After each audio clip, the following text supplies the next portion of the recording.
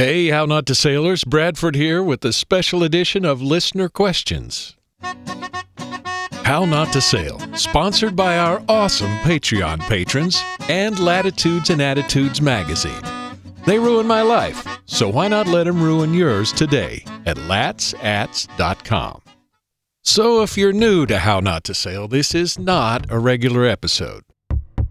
In fact, if you haven't already, I might suggest you go back and check out the very first episode in Season 1 called Bitchin'. So, I'm diving under my boat with a hookah rig in my marina. But hey, it's your life. You can listen in any order you want to. And as always, your central control panel, your North Star, your compass rose, as it were, is at hownottosail.com, where you have the audio podcasts, the YouTube stuff, blog posts, guest blog posts, and everything all rolled together in one sexy website. But since it's been a while since I've done this, and to celebrate over 70,000 downloads of the podcast, I wanted to take a minute to answer some viewer questions. No, not viewers, listeners. And I've added a simple way to get hold of me at hownottosail.com. Just go to the contact menu item at the top of the web page, or go to hownottosail.com/contact. I always love to hear from you. If you have a question or comment you'd like read on the podcast, include your name and your hometown if you feel like it. We've got some questions both about How Not to Sail and about the How Not to Sail podcast. Our first question is a How Not to Sail question, and it comes from Captain Bob, who I assume is not Captain Bob Bitchin', as he already knows the answer to this one. And the question is, what is the worst sailing or boating mistake you've made? Well, Captain Bob, there are so many to choose from, but one comes to mind pretty quick. There you go. We'll use that ominous spring reverb sound from my boom stand in the studio. You might remember it from last season. Yeah, that music helps too. Anyway, it was summer 2013, and we just brought JC Sails down from the lake in Georgia where we bought her down to St. Pete. We'd had some refitting done, like replacing the crappy gate valves on the through hulls with proper valves, putting in new port lights, which I've subsequently had to redo, and getting the new name put on the transom, which did go successfully. Now it was time to christen her, which I figured we had to do 9 miles offshore since we were planning to smash a champagne bottle on the stem. Did I mention I hadn't driven her more than about a half mile on the salt water yet? I had not.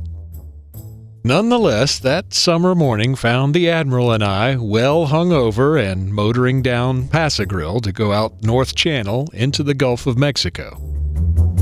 Now, I'm just guessing that the wind and the current were coming from 2 different directions that day because it was kind of choppy.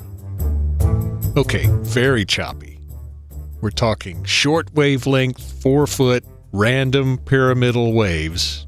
Something the Admiral referred to as the washing machine. Things were bouncing around down below and books getting thrown from the cabinets. I decided to put the mainsail up. Now, in addition to all the bouncing around, there's me holding on to the boom with my feet on the cabin top and my torso out over the rail on the leeward side of the boat, without a harness or a life jacket.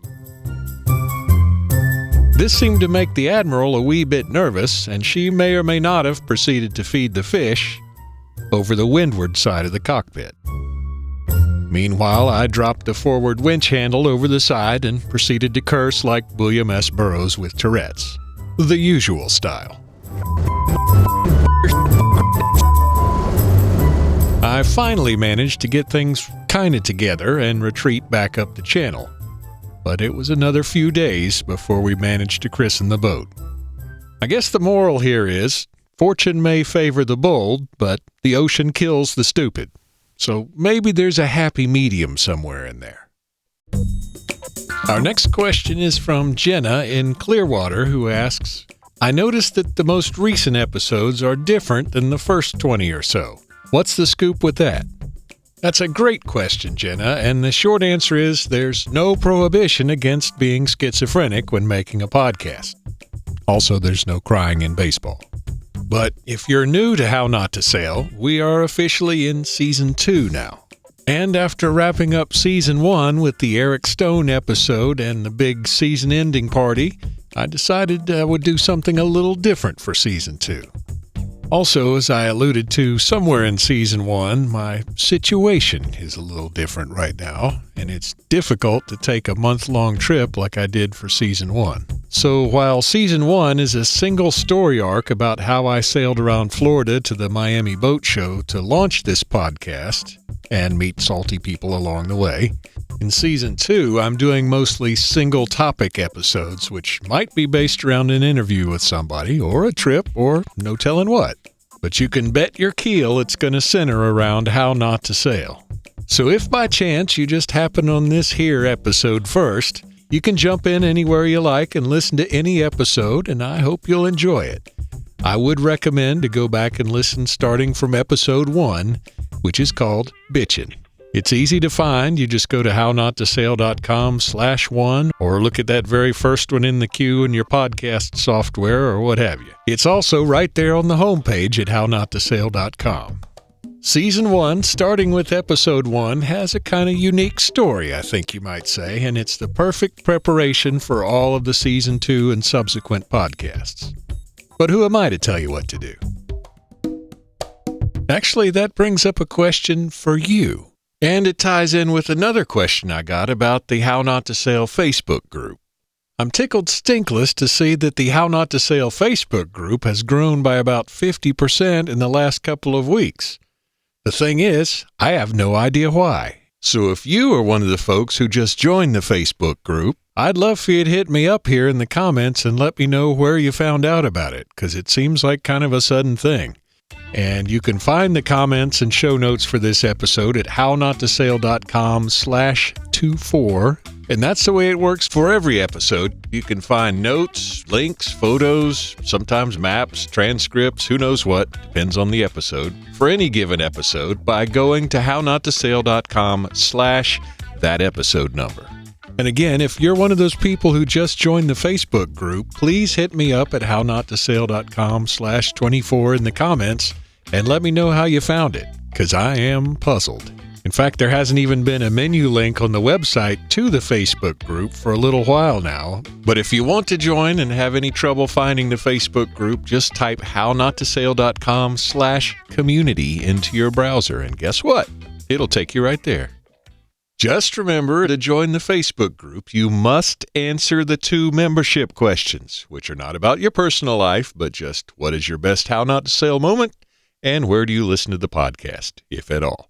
Otherwise, the bosun will roll up the gangway or something like that, and you will not be able to board.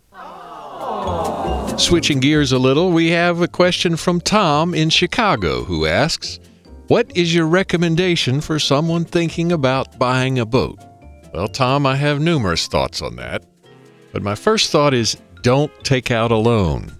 If you're worried about paying off a bank note, you're not going to have much fun on that vessel, and also it makes it harder to earn those fun tickets that it takes to maintain and use the boat. So that's my first thought. Pay cash for something that you can afford and enjoy. Also, I'd say try it before you buy it.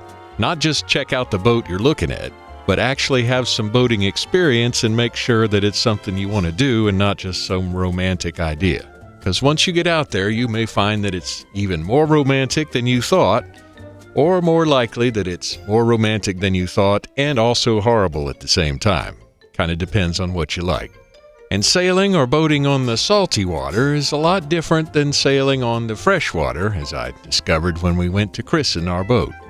Get some training, especially on saltwater, before you buy your boat. As I think I alluded to earlier, you can have one extreme or the other between being totally clueless and a danger to yourself and others out there, or being petrified and never going out. Me and the Admiral actually did have some ASA sailing training before we bought the boat, and I spent about 6 months up on the lake in Georgia practicing sailing by myself before we took the boat down to Florida. And still, I made stupid mistakes.